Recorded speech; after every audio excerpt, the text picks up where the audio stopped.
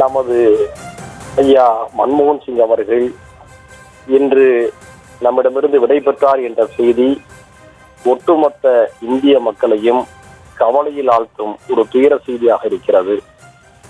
ஒரு நேர்மையான அரசியலாளர், நாகரிகமான தலைவர் என்ற வகையில் எதிர்த்தரப்பினராலும் அவர் மீது எந்த குற்றச்சாட்டையும் வைக்க முடியாத அளவுக்கு உயரிய பொதுவாழ்வுக்கு சொந்தக்காரராக அவர் வாழ்ந்து சென்றிருக்கிறார். நம்முடைய நாட்டில் பல பிரதமர்கள் ஆட்சி செய்திருக்கிறார்கள்.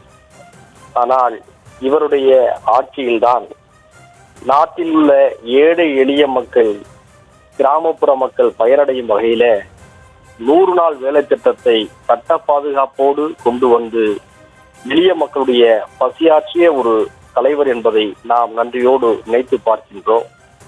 இவருடைய ஆட்சி காலத்தில், இவர் நிதியமைச்சராக இருந்த காலத்தில், ரிசர்வ் வங்கி ஆளுநராக இருந்த காலத்தில் என்று பல கட்டங்களாக அவற்றையெல்லாம் பிரித்து பார்க்கின்ற பொழுது ஒவ்வொரு காலகட்டத்திலும் நமது நாட்டுடைய பொருளாதாரத்தை மேம்படுத்திய அவரது அறிவாற்றல், அவருடைய தனித்துவத்தை வரலாறாகி இருக்கிறது.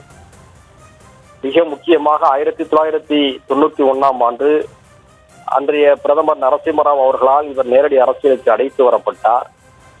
அந்த காலகட்டத்தில் இறங்கு முகத்தில் இருந்த இந்தியாவின் பொருளாதாரத்தை புரட்டி போட்டு இந்தியாவுடைய எதிர்காலத்துக்கு சிறப்பான பாதை ஏற்படுத்தும் வகையிலே அவர் கொண்டு வந்த பொருளாதார சீர்திருத்தங்கள் இந்த நாட்டு மக்களால் என்றும் நன்றியோடு நினைவு கூறப்படும் என்பதில் ஐயமில்லை.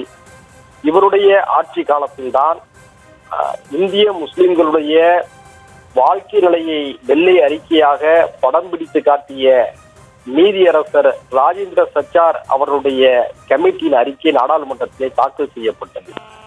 இவருடைய ஆட்சி காலத்தில்தான் சிறுபான்மை மக்களுக்கு மத்திய அரசு பதவிகளிலே 10% இடஒதுக்கீடு தர வேண்டும் என்ற நீதியரசர் ரங்கநாத் மிஸ்ரா அவர்களுடைய ஆணையத்தின் பரிந்துரைகளும் நாடாளுமன்றத்திலே தாக்கல் செய்யப்பட்டது.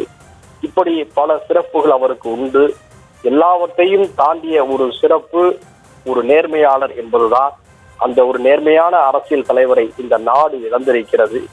இந்த நாட்டுடைய பெருமையை உலகமெங்கிலும் பரவச் செய்த உன்னத தலைவர்களில் ஒருவராக எதிர்காலத்திலே அவர் நிச்சயமாக நினைவு கூறப்படுவார்.